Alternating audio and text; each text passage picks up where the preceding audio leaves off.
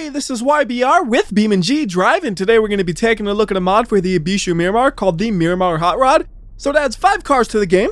3 of them are coupes, 2 of them are sedans. Both have a normal and chopped version, and then the coupe also has a convertible version. So we're going to start with the normalist version of the Hot Rod, which is the Miramar Hot Rod Sedan. So it has the same number of doors as the stock one. But there are a lot of changes on this thing, the most obvious of which is the giant engine in it, which has these cool looking side exit exhaust, and it's actually a lengthened body compared to normal to fit that big old engine. And then it has that huge radiator in the front to cool it, and yeah, it is very fast. We're at 140 miles per hour, now we're up to 160. By the time I say one speed and say the next one, it jumps 20 miles per hour, now at 200, 220. Let's go ahead and just crash this thing. Boom, right there. With like 50 seconds into the video, we already got a crash at 220 miles per hour. And there goes a tire. How did you not fly miles away from here, tire? I don't understand that. Anyways, let's go ahead and reset this thing and try to drive it for real. So what does driving a car like this normally look like? Well, it's still crazy fast. And to demonstrate this, I'm going to go ahead and add an app to my screen. It's called the Pedals and Axis. Basically, all this does, it'll tell you how hard I'm hitting the gas pedal. So we're going to try to hit the gas pedal by about a quarter of the possible amount right here, okay? So we look at that thing, it says about 20, 25, so about 1/5 to a quarter, and oh, we're already up to 100 miles per hour in like 5 seconds, doing about a quarter throttle. And we're only hitting a 30 PSI boost. Yeah, only 30 PSI boost. If you floor it, you get it all the way up to 70, and it just pulls all the way up to 200 easily. But you don't actually want to go that fast because it starts to overheat at those kinds of speeds. If you want it to still be drivable, you're going to want to go quite a bit slower than that. And if you want to go around corners, you got to go really slow and brake really early. Slowing down and cornering is not this car's specialty. And you can tell because of the tires on the front. Those are not tires you would want to drive on the streets with this thing, but they are the tires you want to have if you're on a drag strip. Unfortunately, we're not on a drag strip. We're on the streets. And yes, I can put wider tires on this thing, but it's kind of fun to drive it around with these itty bitty tires on the front. Like, it is super scary.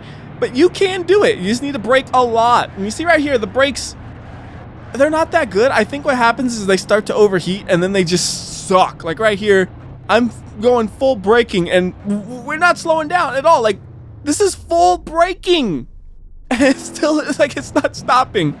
So I'm pretty sure the brakes work once and that's it. So it's like if you're at a drag strip, you only need to brake once, then you need to cool those brakes. This thing doesn't have, you know, ceramic brakes that last a long time. These are like steel rotors that overheat the instant you try to use them, it seems like. But we're gonna keep trying to drive it. We just gotta know now you can't brake. I mean, you can brake, it ain't gonna do nothing. You ain't gonna stop. You're just gonna keep going. Like right here, slow down, slow down, slow down. No, not really, not really. Like it's slowed down, but I mean, it feels like it slows down that much just from coasting almost. It's that bad. These brakes, man. I mean, you could definitely make this thing into a car you drive on the streets easily, but it is not that. It is a drag car. And it's faster than the stock drag cars, I should point that out. Anyways, piston ring's already damaged right here at this point. And we're going to crash it at 200 miles per hour, so I'm going to throw that slow-mo on. And let's see if this thing's going to get nice and airborne. It looks like it should be able to on this hill. I know it's not going to obviously, you know, reach up to the top of that hill, but it should get up in the air. Perfect. Oh my goodness, it might actually get close to the top of that hill. It's not going to make it, but it's going to be wait a minute. No way, it's going to make it. What? What? No, what? Wow. Okay. It didn't just make it. It flew over the goal and kept going. Oh my goodness. It's gonna fly over that bridge. I mean, this thing was going 200 miles per hour. I underestimated it. Like, I'm thinking, oh yeah, I mean, how fast could you possibly go? And that's 200 miles an hour. You're gonna fly all the way into the river for like a beautiful landing. It's like it was all planned out, right? My goal is to land in the river, and I did. Now, imagine if I called that out when we hit that jump. I said, I'm going to hit the river. None of you would have expected me to actually do it. I wouldn't have expected me to actually do it. And I didn't even drown the engine. That is amazing. I could never do that again. I love when something I could never do again happens. Anyways, looking at the damage right here, it's kind of hard to see anything because it's upside down. So let's go and try to get it upright right here. So the engine is somehow still functional. And everything else is completely obliterated. And there's also a detail on the engine I haven't mentioned that I really love. So when you look at the engine, you can actually see the pulley on the superchargers moving. And I mention this because the stock cars do not do this. This is the only car I've ever seen that does this, period. And I think it's a really cool little detail. For this next drive, we're going to try something different. We're going to see if we can overheat this car as easily as I expect it to overheat. So we're going to go through the tunnel this time because it gives me a good starting spot, and then we'll see what happens after this. So taking it nice and easy through a corner because corners are tricky with this car. You don't want to steer in too hard because it might roll over. There we go. So we're going to floor it, and we should be able to get up to well over 200 miles per hour through here, but we're going to have to slow down before we get to the end, and it's hard to do that because the end kind of sneaks up on you sometimes. So I'm looking. We are on fire, and I see nothing at the end. I see the end. Start braking. Slow it down. These brakes are so bad. I got to start braking way early because look, 100% brake right here, okay? This is how fast it slows down. That got me to about 80 miles per hour right there, which is fine. That's about what I was hoping for. But man, did I have to start braking early. Like, probably on the video, you couldn't even see that I saw the end of the tunnel right there. It was that early. And oh, goodness. Come on. Slow down, car. All right, we hit the wall. Almost rolled because the brakes are so bad, but I think it's undamaged. Yeah, it was just a light tap. Thankfully, nothing bad happened there. All right, so here we go. We got another road. We can go fast through here and see, can the engine hold up? I mean, I don't think I have a chance of slowing down for the next tunnel. This is all or nothing right here. Oil is overheating. That's very good. Connecting rod bearings are damaged. Although I thought I heard the clicking earlier. I guess I just imagined it. That's weird. And come on. Fail. I don't got much road left. It's not going to fail in time. There's no stopping it. We just got to go for it. Ooh! It shoots so high into the air. It's just crazy. And amazingly, the engine did not die before impact. I'm actually super surprised about that one. So let's bring this thing back down here and we'll take a look at some of the other versions of the vehicle. So next we're going to go to the Rod Coupe Chopped. So that means it is a two-door version of the car. And the wheelbase on this is actually shorter than the normal one. And then, of course, the roof is shorter as well because that's what it means when it says chopped.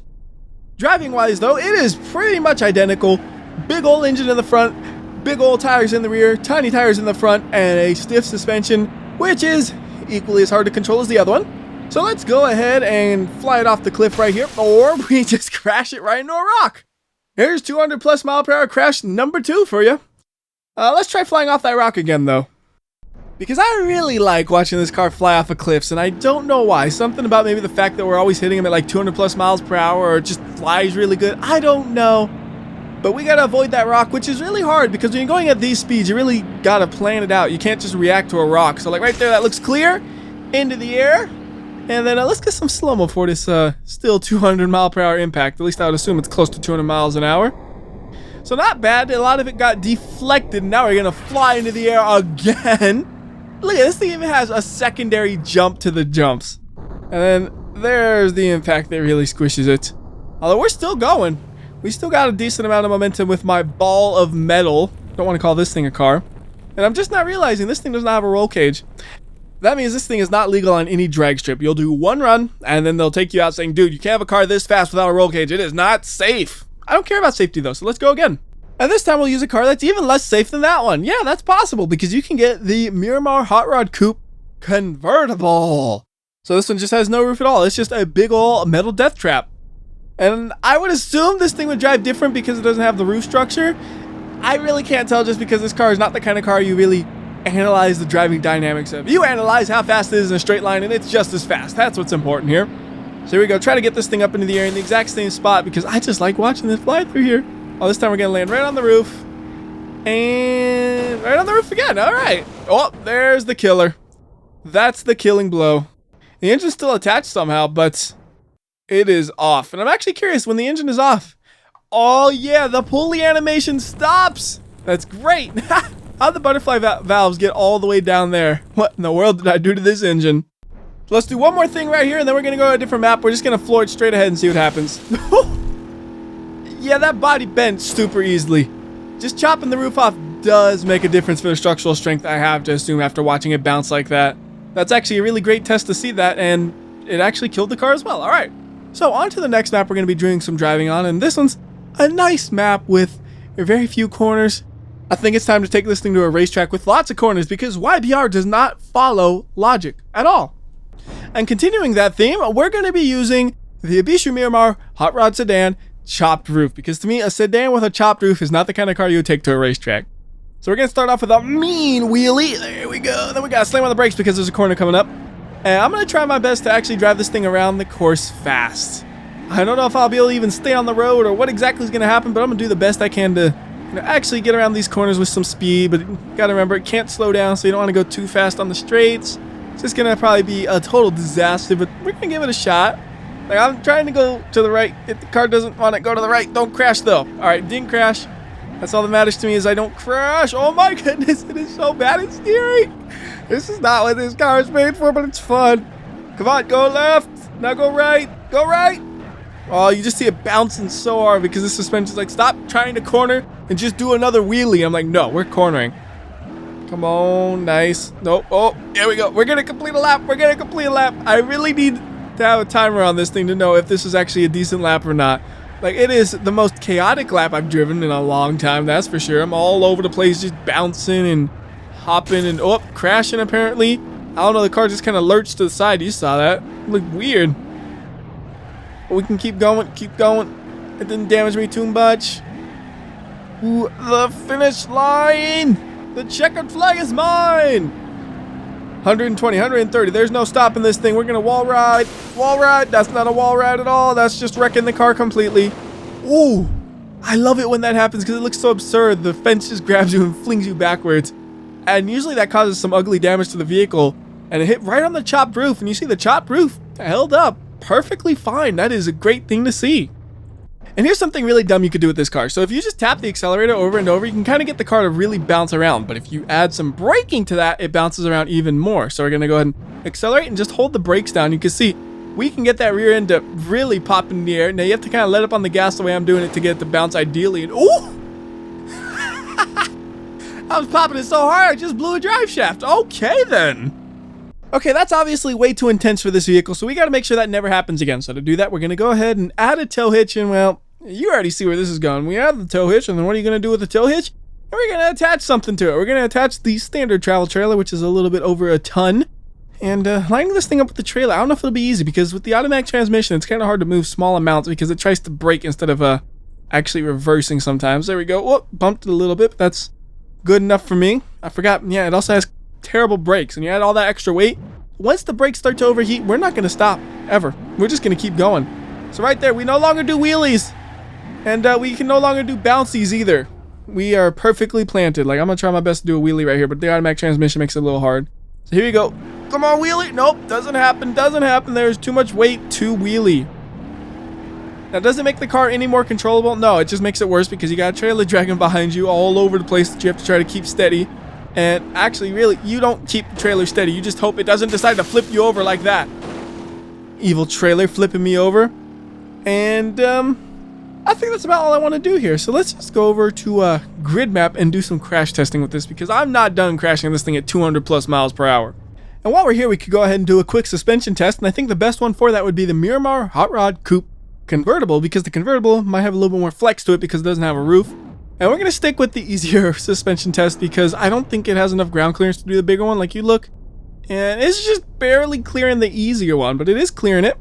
And how's the body doing? Actually staying surprisingly stiff through this. Very little flex to it. The engine is shifting about a little bit, but it's doing a great job. And apparently it was ending at 100 miles per hour almost. I don't know how accurate that number is, but yeah, it was going fast. And now we'll just keep accelerating, keep accelerating, keep accelerating. And look, you don't even need to do brutal slope with this car because it's going just as fast as brutal slope basically right here. So splat goes the car and the engine ends up in the trunk. The engine literally ends up in the trunk. That's how you convert a front engine rear wheel drive car to a rear engine rear wheel drive car. Well, no wheel drive car, I guess, because yeah, it's not going to drive. No way, no how. But boy, is that a harsh collision. Now let's go ahead and do the as promised crash testing. I think most of the crash tests are going to involve ramps because it's a lot more fun to use a ramp when you have a car this fast. So we just fly it into the ramp and oh, I don't think I've ever had a car so fast where you hit the small ramp and then you still somehow hit the loop right there. That is crazy how fast this thing is. And you know what I think we should do though? We should do a roof comparison. So all we gotta do is just get 3 of these inside of that tube, and then we're gonna do negative earth and see how all the roofs compare. And I expect to see a difference between them, but I can't say for certain if there will be, so you can park this one. Is this a little bit under the tube? Good. That's fine. Yeah, that's fine.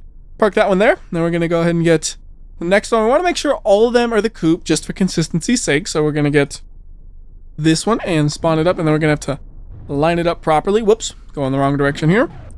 Fixing. Perfect. Now we just want to line it up right behind the other one. Excellent. Save the spot. And make sure we save the spot for the other one because I can't remember if I did. I don't think I did. And then we're going to get one more Ibishu Miramar. This one is going to be the Hot Rod Sedan chopped roof. So we have one of each, just like I promised. And oh, didn't see those coming. See, that's why you reset that car beforehand. So when you do something dumb like that, you just hit reset and it's perfectly lined up still. Come on, back up, back up. This car doesn't want to back up. There we go. I mean, if you look, you saw I was hitting the brakes, which should back it up because I'm using an automatic transmission, but it just wasn't. So we'll reset that, and then we'll fix this one up. A little crooked, doesn't it? There we go. And then we're going to go to the menu. Going to say, yep, give me that negative earth. And we're just going to set flat. And then we're going to bring them back down to the ground nice and gently, or at least as gently as I can. So we go moon and then earth right at the last second. Seemed pretty smooth, didn't hear any crashing sounds. So how do they compare? Well, let's see. First off, we have the convertible. How much did that roof bend? A lot. Next, let's go to the chopped one. I think this was the chopped one. That one bent a lot too. How about the normal one? It's a little bit more of a structure to it, but I'm not sure if that's just because it had more height to it in the first place. Either way, the point of this test was to see how well do the different roofs deform, and it looks like they all did pretty well. Like the convertible, a lot more deformation. You kind of see it in the lower body as well, like it's bent. And then you have the ones that actually have the roof, it's bent but not as much. And then of course the regular version has more roof than the chopped. Perfect.